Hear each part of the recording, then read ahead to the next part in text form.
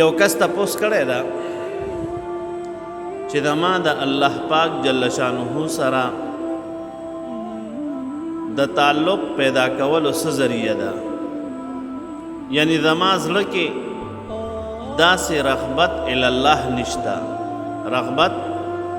الی الله پکار ده مې چې خدای پاک جل شانه سره مې تعلق جوړ شي. نورونو د دې دپاره دوه څیزونه ضرورت ده. یو، نبی کریم صلی الله علیه وسلم مبارک فرمائی اذکروا ذکر هادم اللذات، تاسو هغه څیز یادوئ چې هغه لذتونه ماتونکی ده، الموت یعنی مرګ یادوه او په زړه کې دا سوچ کوه چې ګورې زه به یو ځل دې قبر ته ځم او ما باندې به خاورې بار کېږي او زه به یو ځل دې قبر ته ځم او دې قبر کې به بندېږم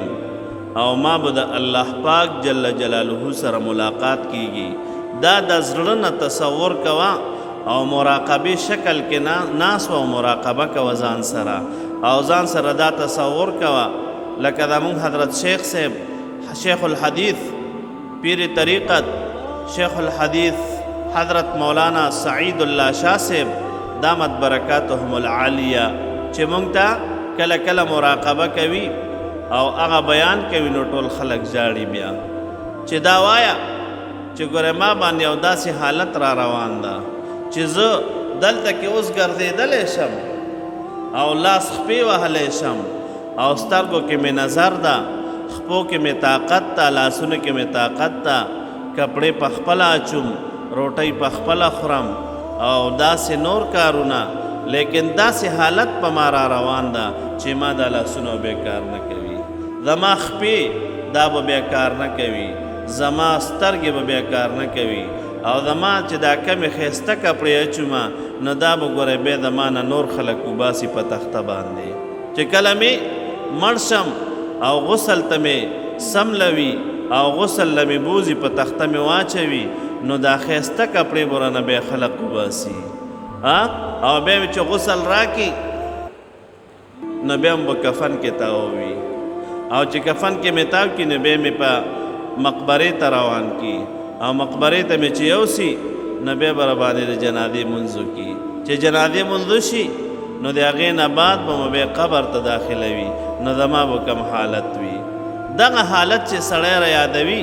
یقینا چې الله پاک جل شانه سره تعلق پیدا کیږي. بیا وایي چې خدایا پاکه سوا دستانه مو به ګورې بیا څوک ملوي دغه ټیم کې،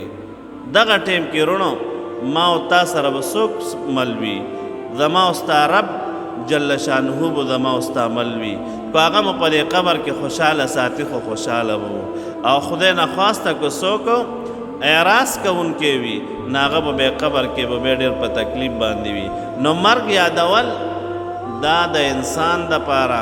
ډېر ضروري ده او د الله پاک جل شانه سره به تعلق پیدا شي. او بل رونو لا اله الا الله وایا.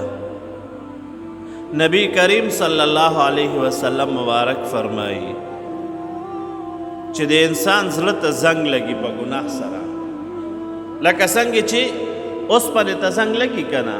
او اوسپنه چې زنګ شي نو بیا موږ پر اکمال باندې پاکوو یا نور داسې آلات خو اوس مشینان راوتي دي په هغې باندې صفا کېږي. نو دقه رنګې د انسان زړه ته چې زنګ ولګي نو د هغې د صفایي دپاره هغه سویقل او صفایي په څه باندې ده؟ لا اله الا الله باندې. لا اله الا الله وایا بس زړه به دې صفا شي او چې زړه دې صفا شو د ګناهونو نه